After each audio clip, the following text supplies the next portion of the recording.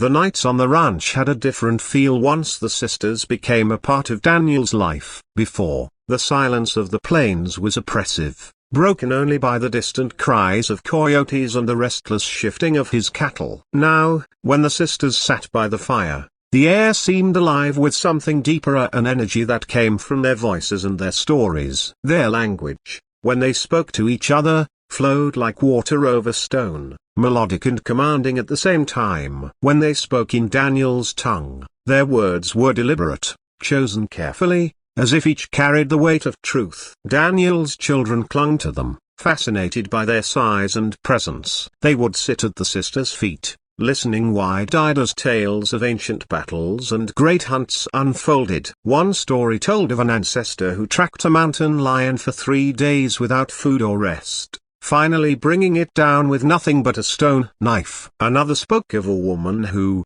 through her strength and wisdom, led her people across barren lands to a place where rivers met, ensuring their survival. The children absorbed these stories not as entertainment but as lessons, seeds planted in their young minds about courage, patience, and respect for life. Daniel's wife, Maria, was slower to warm to the sisters. At first, she saw them as reminders of her husband's trespass, a danger too close to her children. But as days turned into weeks, she saw the tenderness in their actions. One evening, when Maria's youngest daughter fell ill, fever burning her small body, one of the sisters ground herbs into a paste and brewed a tea from desert roots. She sang softly as she worked, her deep voice steady and soothing, and by morning, the child's fever had broken. Maria's fear softened into gratitude, and she began to see the sisters not as intruders, but as protectors. Daniel, meanwhile, found himself changing in ways he hadn't expected. His hands still worked the same soil, his back still bent under the weight of labor, but the despair that had once consumed him was replaced by something else: awareness. The sisters taught him to look at the land with new eyes.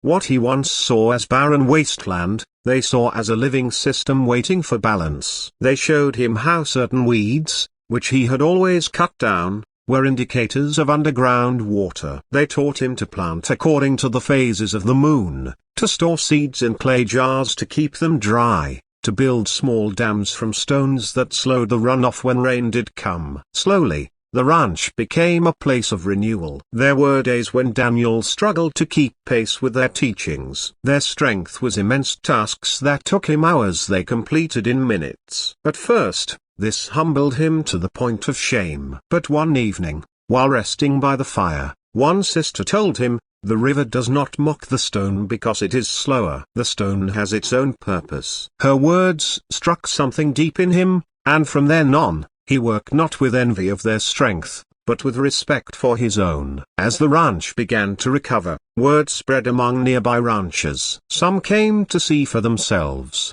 sneering at Daniel's unlikely partnership. They whispered about him in town, calling him foolish for depending on the very people their kind had always feared. Yet when the rains came late and their own lands continued to wither, those same men began to come quietly, asking Daniel how he had managed to keep his cattle alive. He never boasted. Instead, he shared what he had been taught, careful never to claim the knowledge as his own invention. Some listened and learned, others scoffed and left, but gradually, the wisdom of the sisters seeped beyond Daniel's fences. One season, when the river swelled with spring rains, trouble came from outside the land. A group of drifters, hardened men with no loyalty to anyone but themselves, rode through the valley. They saw Daniel's ranch, green and thriving amidst the still recovering plains, and believed it ripe for plunder. Daniel had little defense, only a rifle with few bullets and his determination to protect his family. The night the drifters came,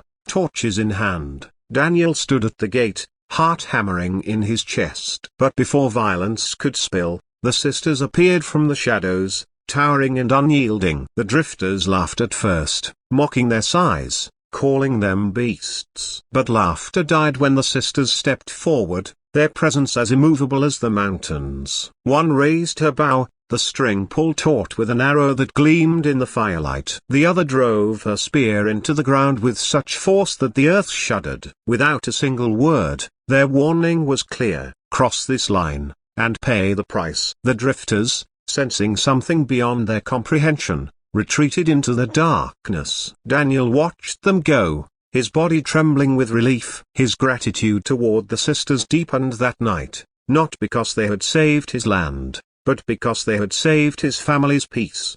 Over the years, Daniel's children grew under the influence of both their parents and the sisters. His son learned to track animals by the faintest prints. His daughters learned which plants healed and which harmed. They became fluent in the rhythms of the land, carrying forward lessons that bridged two worlds. When neighbors came seeking help, the children passed on what they had learned, spreading a legacy born from the union of desperation and compassion.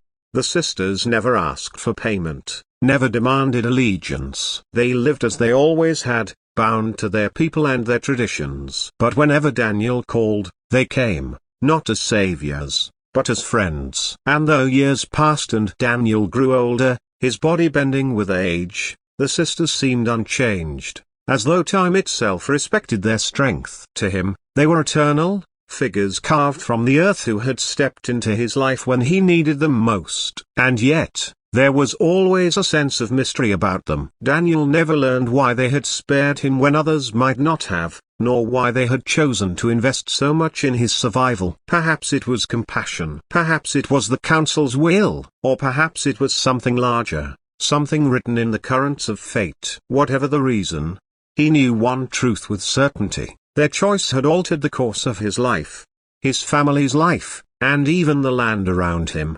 When Daniel walked his fields in the early mornings, dew clinging to the grass, he often thought of the day he first saw giant silhouettes against the unforgiving desert. He remembered his fear, his shame, his desperate plea. And he remembered the way they had lifted him, not just to his feet, but beyond his despair. It was a gift no measure of gratitude could ever repay, a gift that grew each season, a gift that lived on in every stalk of corn, every healthy calf, every smile on his children's faces.